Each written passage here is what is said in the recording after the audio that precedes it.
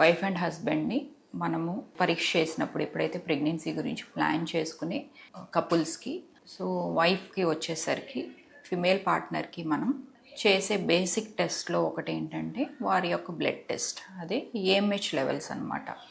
So ఒక 3D స్కాన్తో పాటు AMH test అనేది కూడా అడ్వైజ్ చేయడం జరుగుతుంది. సో ఏఎంహెచ్ టెస్ట్ అనేది ఒక చిన్న బ్లడ్ టెస్ట్. సో అది ఏ రోజైనా ఎప్పుడైనా ఇవ్వచ్చు, వాళ్ళ యొక్క సైకిల్తో సంబంధం లేదనమాట. మీ యొక్క ఎగ్ రిజర్వ్ ఉంది ఎలా ఉంది, అలాగే మీ ఫర్టిలిటీ స్కోర్ ఎంత అనేది మీకు తెలుసుకునే అవకాశం ఉంటుందన్నమాట.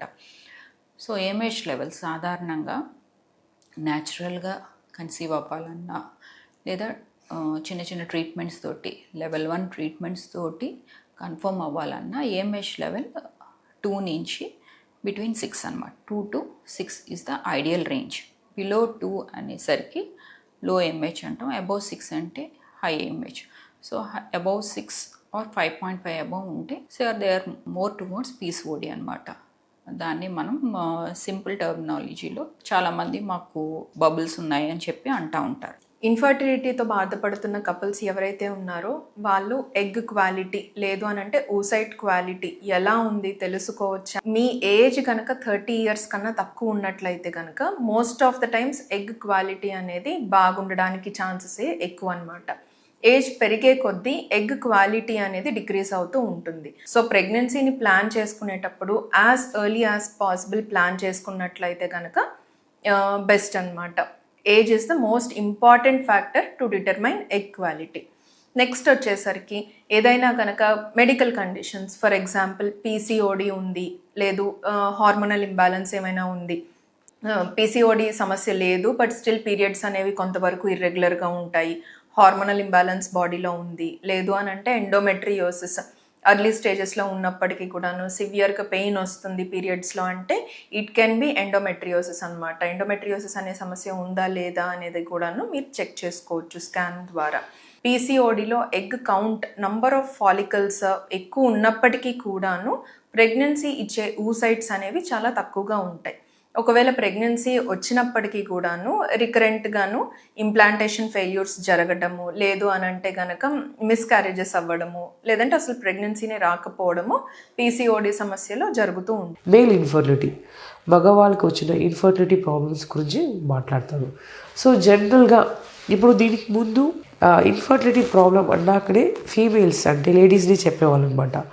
ఇప్పుడు లేడీస్ అండ్ మేల్స్ ఈక్వల్గా రీజన్ కాంట్రిబ్యూట్ చేస్తున్నారు. సో మేల్స్కి దేనివల్ల ఈ ప్రాబ్లమ్స్ వస్తున్నాయి అంటే first of all life style modification, work from home, sedentary life style, ఎక్కువ నడవడం లేదు, ఇంటి నుంచే పని చేస్తున్నారు. అండ్ దెన్ ఫుడ్ ప్యాటర్న్ కూడా చూస్తే హెల్తీగా తీసుకోవట్లేదు, జంక్ ఫుడ్ తీసుకుంటున్నారు.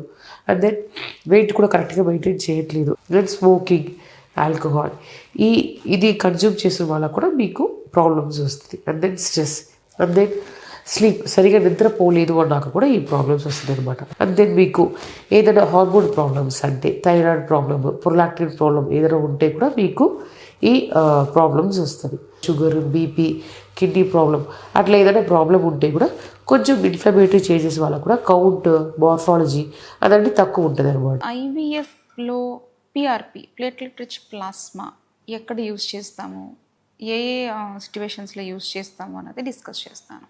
సో ఈ పిఆర్పి అనేది it helps in generation of or mobilizing the new cell growth అనమాట.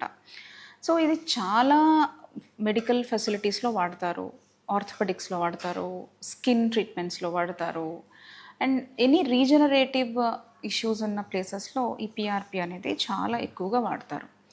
సేమ్ అలాగే ఐవీఎఫ్ ట్రీట్మెంట్స్లో కూడా ఈ పిఆర్పి అనేది చాలా మటుకు ఈ మధ్య వాడడం అనేది స్టార్ట్ చేశాము.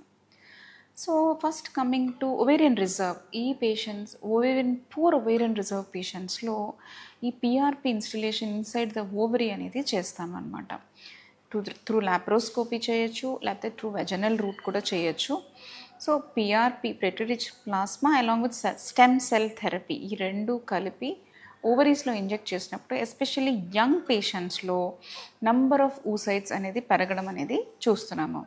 IVF కోసం ప్లాన్ చేస్తున్న ఇన్ఫర్టిలిటీ ట్రీట్మెంట్ తీసుకుంటున్నప్పుడు వేరే ayurvedic or homeopathy medicine use చేయొచ్చా అని చెప్పి కొందరు అడుగుతారు అనమాట. సో జనరల్గా ఏంటంటే ఆయుర్వేదిక్ అండ్ హోమియోపతి మెడిసిన్స్ కొంచెం న్యాచురల్గా తయారు చేస్తారు కాబట్టి ఎక్కువ శాతం మనము అసలు వాడకూడదు అని చెప్పము. కాకపోతే ఏంటంటే ఒక్కొక్కసారి ఏదైనా హై డోసెస్లో కానీ ఒక్కొక్కసారి కొంచెం కెమికల్ కాంటెంట్ కూడా వాటిల్లో ఉన్నప్పుడైతే వాళ్ళకి అది సెట్ అవ్వట్లేదు అంటే కనుక డెఫినెట్గా అన్నెసెసరీ మెడిసిన్స్ అవాయిడ్ చేయమని చెప్తాము. అలా కాకుండా మైల్డ్ ఇంగ్రీడియంట్స్ ఉండి జనరల్గా స్పర్మ్ కౌంట్కి కొంతమంది ఇట్లా వాడుతుంటారు. సో అలా బేసిక్గా ఇంగ్రీడియంట్స్ అన్నీ కరెక్ట్గా మెన్షన్ చేసి వాటిని కరెక్ట్ అప్రూవ్డ్ మెడిసిన్స్ అయితే కనుక డెఫినెట్గా యూస్ చేయడం వల్ల హామ్ ఏమి ఉండదు. ఎందుకంటే ఈ మెడిసిన్ వేరు ఆ మెడిసిన్ వేరు. ఒకవేళ బై ఛాన్స్ దేనివల్ల అయినా ఎఫెక్ట్ వచ్చినా మనం ఏమి వద్దని చెప్పమన్నమాట. సో అప్రూవ్డ్ మెడిసిన్స్ వాడడం వల్ల ఏం హామ్ ఉండదు. కాకపోతే 2 మెడిసిన్స్ సేమ్ టైప్లో సేమ్ ఇంగ్రీడియంట్స్ ఉండేటట్టు లేకుండా చూసుకోవాలి.